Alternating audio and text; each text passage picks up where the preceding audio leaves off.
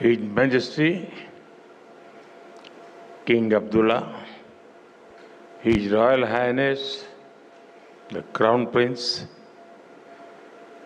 दोनों देशों के डेलीगेट्स, बिजनेस जगत के लीडर्स, नमस्कार। फ्रेंड्स, दुनिया में कई देशों के साथ बॉर्डर्स तो मिलते ही हैं। कई देशों के मार्केट्स भी मिलते हैं, लेकिन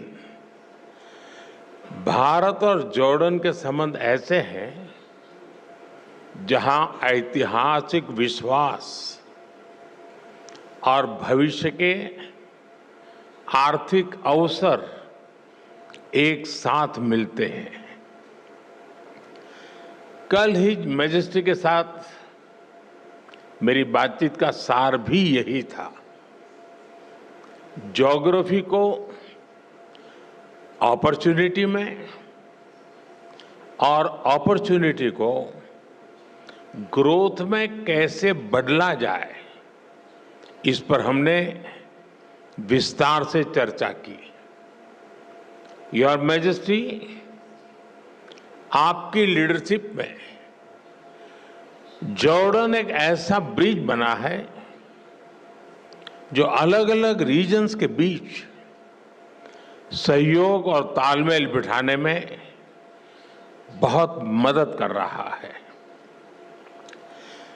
कल हमारी मुलाकात में आपने बताया कैसे भारतीय कंपनीज जॉर्डन के मार्ग से यूएसए, कनाडा और अन्य देशों की मार्केट तक पहुंच सकती है।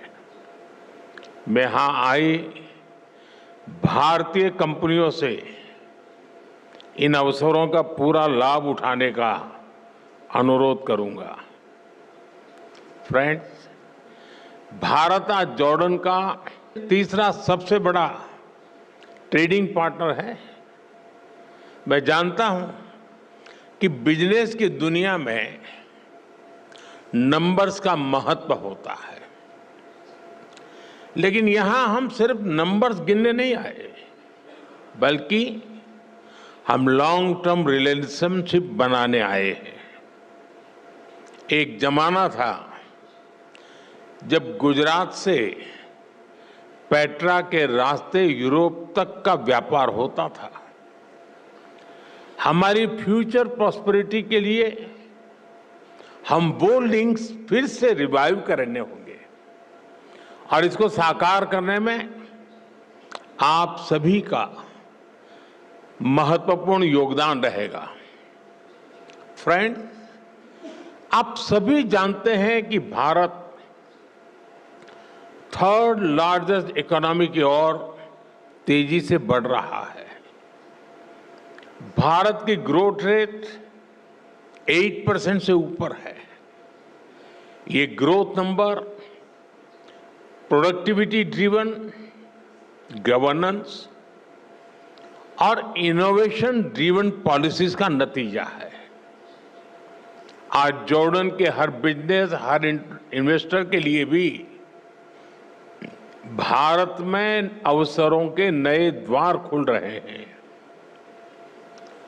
भारत की तेज ग्रोथ में आप सहयोगी बन सकते हैं और अपने निवेश पर शानदार रिटर्न भी पा सकते हैं। फ्रेंड, आज दुनिया को नए ग्रोथ इंजन चाहिए। दुनिया को एक ट्रस्टेड सप्लाई चेन की जरूरत है। भारत और जॉर्डन मिलकर दुनिया की इस जरूरत को पूरा करने में बड़ा रोल निभा सकते हैं। मैं आपसी सहयोग के कुछ की सेक्टर्स की चर्चा आपके साथ जरूर करना चाहूंगा। ऐसे सेक्टर जहां विजन, वायबिलिटी और वेलोसिटी ये तीनों मौजूद है। पहला, डिजिटल पब्लिक इंफ्रास्ट्रक्चर और आईटी। इसमें भारत का अनुभव जॉर्डन के बहुत काम आ सकता है। भारत ने डिजिटल टेक्नोलॉजी को इंक्लूजन और एफिशिएंसी का मॉडल बनाया है। हमारे यूपीआई, आधार, डिजी लॉकर जैसे फ्रेमवर्क्स आज ग्लोबल बेंचमार्क बन रहे हैं। हिज मैजेस्टी और मैंने इन फ्रेमवर्क्स को जॉर्डन के सिस्टम से जोड़ने पर चर्चा की है। हम दोनों देश फिनटेक, हेल्थ टेक, एग्रीटेक ऐसे अनेक सेक्टर्स में अपने स्टार्टअप्स को डायरेक्टली कनेक्ट कर सकते हैं।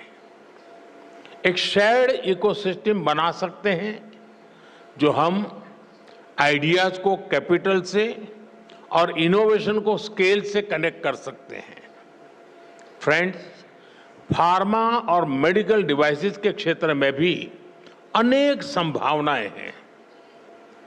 आज हेल्थ केयर सिर्फ एक सेक्टर नहीं है, बल्कि एक स्ट्रेटेजिक प्रायोरिटी है। जॉर्डन में भारतीय कंपनियां मेडिसिन बनाएं, मेडिकल डिवाइस बनाएं, इससे जॉर्डन के लोगों को तो फायदा होगा ही। वेस्ट एशिया और अफ्रीका के लिए भी जॉर्डन एक रिलायबल हब बन सकता है। जेनरिक्स हो, वैक्सीन्स हो, आयुर्वेद हो या wellness, India brings trust and Jordan brings reach. Friends, अगला सेक्टर एग्रीकल्चर का है। भारत को ड्राई क्लाइमेट में खेती का बहुत अनुभव है। हमारा ये एक्सपीरियंस जॉर्डन में रियल डिफरेंस ला सकता है। हम प्रिसीजन फार्मिंग और माइक्रो इरिगेशन जैसे सॉल्यूशन पर काम कर सकते हैं। कोल्ड चेन्स, फूड पार्क्स और स्टोरेज फैसिलिटीज बनाने में भी हम मिलकर काम कर सकते हैं। जैसे फर्टिलाइजर्स में हम जॉइंट वेंचर कर रहे हैं, वैसे ही अन्य क्षेत्रों में भी हम आगे बढ़ सकते हैं। फ्रेंड्स, इंफ्रास्ट्रक्चर और कंस्ट्रक्शन तेज ग्रोथ के लिए बहुत जरूरी है। इन क्षेत्रों में हमारा कोलैबोरेशन हमें स्पीड और स्केल दोनों देगा। हिज मैजेस्टी ने जॉर्डन में रेलवे और नेक्स्ट जनरेशन इंफ्रास्ट्रक्चर बनाने का विजन साझा किया है। मैं उनको विश्वास दिलाना चाहता हूं कि हमारी कंपनियां उनके विजन को साकार करने के लिए सक्षम भी हैं और उत्सुक भी हैं। कल हमारी मुलाकात में हिज मैजेस्टी ने सीरिया में इंफ्रास्ट्रक्चर रिकंस्ट्रक्शन की जरूरतों के बारे में भी बताया। भारत और जॉर्डन की कंपनीज इन जरूरतों को पूरा करने पर मिलकर काम कर सकती है। फ्रेंड, आज की दुनिया ग्रीन ग्रोथ के बिना आगे नहीं बढ़ सकती। क्लीन एनर्जी अब केवल विकल्प नहीं है, बल्कि एक नीड बन चुकी है। Solar, wind, green hydrogen, energy storage, इसमें भारत बहुत बड़ी इन्वेस्टर के रूप में काम कर रहा है। जॉर्डन के पास भी बहुत बड़ा पोटेंशियल है जिसे हम अनलॉक कर सकते हैं। ऐसे ही ऑटोमोबाइल और मोबिलिटी का सेक्टर है। भारत आज अफोर्डेबल ईवीज, टू व्हीलर्स और सीएनजी मोबिलिटी सॉल्यूशंस में दुनिया के टॉप देशों में से एक है। इस क्षेत्र में भी हमें ज्यादा से ज्यादा काम मिलकर करना चाहिए। फ्रेंड, भारत और जॉर्डन दोनों देश अपने कल्चर, अपनी हेरिटेज पर बहुत गर्व करते हैं। हेरिटेज और कल्चरल टूरिज्म के लिए भी दोनों देशों में बहुत अधिक स्कोप है।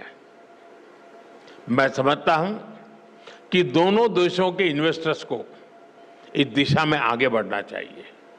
भारत में इतनी सारी फिल्म्स बनती है, इन फिल्मों की शूटिंग जॉर्डन में हो या ज्वाइंट फिल्म फेस्टिवल्स हो, इसके लिए भी जरूरी प्रोत्साहन दिए जा सकते हैं। भारत में होने वाली अगली वेव समिट में हम जॉर्डन से एक बड़े डेलीगेशन की अपेक्षा करते हैं। फ्रेंड, ज्योग्राफी जॉर्डन की स्ट्रेंथ है और भारत के पास स्किल भी है और स्केल भी। दोनों की स्ट्रेंथ जब एक साथ आएगी तो इससे दोनों देशों के नौजवानों को नए अवसर मिलेंगे। दोनों देशों की सरकारों को उनका विजन बिल्कुल स्पष्ट है। अब बिजनेस वर्ल्ड के आप सभी साथियों को अपनी इमेजिनेशन, इनोवेशन और एंटरप्रेन्योरशिप से इसको जमीन पर उतारना है।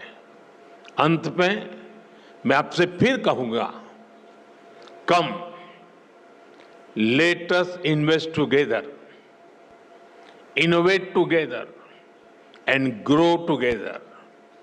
योर मैजेस्टी, एक बार फिर आपका, जॉर्डन सरकार का और इस कार्यक्रम में उपस्थित अन्य सभी महानुभावों का मैं हृदय से आभार व्यक्त करता हूं।